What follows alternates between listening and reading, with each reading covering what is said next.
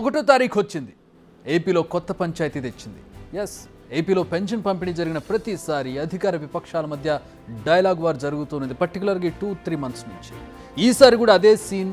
At the same time భానుడి భగభగలకు వృద్ధులు పిట్టల్లా రాలిపోతూనే ఉన్నారు. ఇందుకేది ఎవరి పాపం, ఎవరు చేసిన పనులకు ఎవరు బలవుతున్నారు, దీనివల్ల ఏ పార్టీకి ఒరిగింది ఏంటి? మండుటెండలు, తీవ్రంగా వీస్తున్న వడగాల్పులు. ఇలాంటి సమయంలో బ్యాంకుల వద్ద పడిగాపులు కాస్తున్నారు వృద్ధులు. ఇటు ఎన్నికల రాజకీయం, అటు సూర్యుడి ప్రతాపం, ఇలా రెండింటికి బలవుతున్నది మాత్రం వృద్ధులే. అవును, ముమ్మాటికి వృద్ధులే బలవుతున్నారు. నిజానికి ప్రతి నెల 1వ తేదీన వాలంటీర్లు ఇంటికి డబ్బులు తీసుకొచ్చి ఇచ్చేవాళ్ళు ఏపీలో.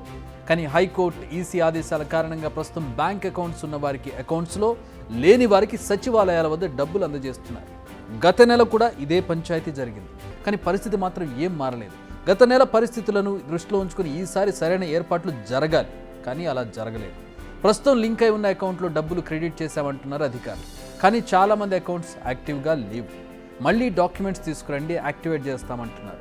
మరికొందరికేమో అకౌంట్లో పడిన దాంట్లో ఛార్జెస్, పాత బ్యాలెన్స్ పోను, మిగిలింది ఇంతే అని చెబుతున్నారు. ఇది ఇప్పుడు ఏపీలో పెన్షన్ లబ్ధిదారుల పరిస్థితి. నిజానికి ఏపీలో పెన్షన్ అందించే బాధ్యత వాలంటీర్లది. అంటే ప్రభుత్వ అధికారంలో ఉన్నన్ని రోజులు ఇదే నడిచింది. కానీ కొందరు హైకోర్టులో పిటిషన్లు, ఈసీకి ఫిర్యాదులు చేయడంతో వారిని ఎన్నికల విధులతో పాటు సంక్షేమ పథకాలను అందించేందుకు వీలు లేదంటూ ఈసీ ఆదేశించింది. అయితే వాలంటీర్లు విధులకు దూరం అయ్యేందుకు కారణం టీడీపీనే అని వైసీపీ, కాదు వైసీపీ కారణంగానే ఇప్పుడున్న పరిస్థితి వచ్చిందని టీడీపీ. ఇలా ఒకరి మీద ఒకరు పరస్పర విమర్శలు చేసుకున్నారు, ఇంకా చేసుకుంటూనే ఉన్నారు. ఎవరి విమర్శలు ఎలా ఉన్నా సఫర్ అవుతుంది మాత్రం లబ్ధిదారులు. ఇది పూర్తిగా వైసీపీ ప్రభుత్వ నిర్లక్ష్యమే అంటున్నారు టీడీపీ నేతలు. అసలు వృద్ధులు ఒక్క ఓటు కూడా వైసీపీకి వేరని జోస్యం కూడా చెబుతున్నారు. రాజకీయ ప్రయోజనాల కోసం వైఎస్ఆర్సీపీ పార్టీ ప్రభుత్వ యంత్రాంగాన్ని దుర్వినియోగం చేసి ఓట్లు సంపాదించాలనేటువంటి దురుద్దేశంతో చంద్రబాబు నాయుడు గారి మీద కక్ష పెంచాలనేటువంటి పెంచి తెలుగుదేశం పార్టీకి ఓట్లు రానివ్వకుండా చేయాలనేటువంటి కుట్రతో ఈ వృద్ధుల మీద, పెన్షనర్స్ మీద కఠిన శిక్ష వేశారు. వాళ్ళు చేయని పాపానికి శిక్ష అనుభవించేటువంటి పరిస్థితికి ఆంధ్రప్రదేశ్ ప్రభుత్వం నెట్టుకొచ్చింది. అలాంటి పరిస్థితి కల్పించింది. అది దురదృష్టకరమైన పరిణామం. దీన్ని బట్టి అర్థమవుతుంది, ఆంధ్రప్రదేశ్ ప్రభుత్వం మళ్ళీ వైఎస్ఆర్సీపీ అధికారంలో కనుక వస్తే ప్రజల పట్ల, కనీసం వృద్ధుల పట్ల ఎంత కక్షపూరితంగా వ్యవహరిస్తుందో వాళ్ళ సయోధ ప్రయోజనాల కోసం అని చెప్పేసి పెన్షనర్స్ కూడా ఆలోచిస్తున్నారు.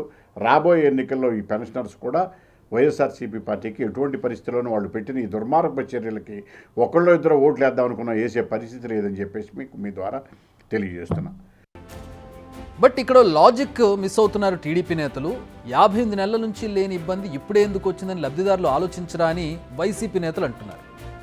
ఎప్పుడైతే చంద్రబాబు కళ్ళు పడ్డాయో, ఆ పాపిష్టి కళ్ళు పడ్డాయో, అప్పుడు ఈ చంద్రబాబు ఏం చేశాడు?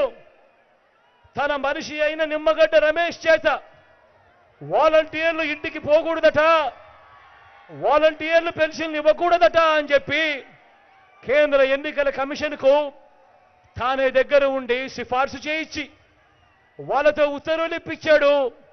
నా అవ్వాతాతలకు ఇంటికే పెన్షన్ వాలంటీర్లు ఇవ్వకూడదట అని. చల్లారకుండా ఈ పెద్ద మనిషి ఏం చేశాడు? అవ్వాతాతలు బ్యాంకుల చుట్టూ తిరిగేట్టుగా వాళ్లకు బ్యాంకుల్లో జమ చేయమని చెప్పాడు ఈ పెద్ద మనిషి చంద్రబాబు నాయుడు గారు. ఎన్నికల కమిషన్ అక్కడి నుంచి ఆదేశాలు ఇచ్చింది. ఇచ్చిన మేరకు ఇవాళ అవ్వాతాతలందరూ కూడా బ్యాంకుల చుట్టూ తిరిగే కార్యక్రమం చేస్తూ ఉన్నారు. వాలంటీర్లను విధుల నుంచి తొలగించే వరకు పోరాడింది టీడీపీ నేతలు కాదా అంటున్నారు వైసీపీ నేతలు.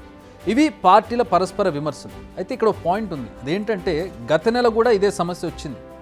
మరి ఆ అనుభవాన్ని దృష్టిలో ఉంచుకుని ఈసారి ప్రభుత్వం చేసిన ఏర్పాట్లు ఏంటి? లబ్ధిదారులు ఇంకా ఎందుకు ఇబ్బందులు పడుతున్నారనేది ఇక్కడ main question.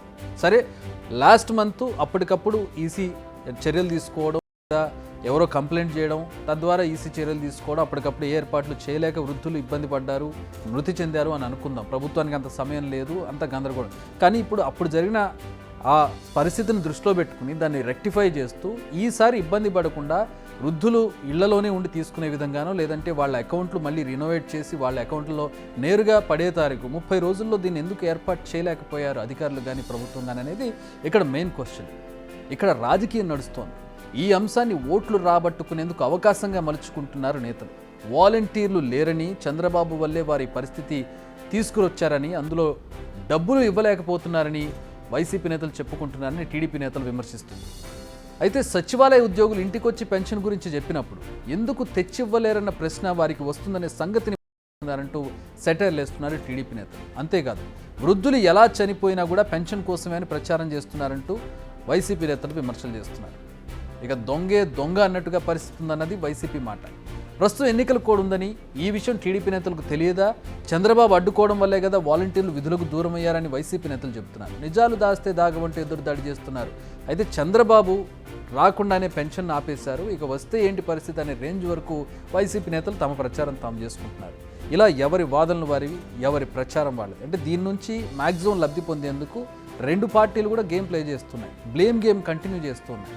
At the same time లబ్ధిదారుల ఇబ్బంది కూడా జరుగుతూనే ఉంది. కానీ రెండు పార్టీల రాజకీయ క్రీడకు బలవుతుంది ఎవరంటే వృద్ధులు.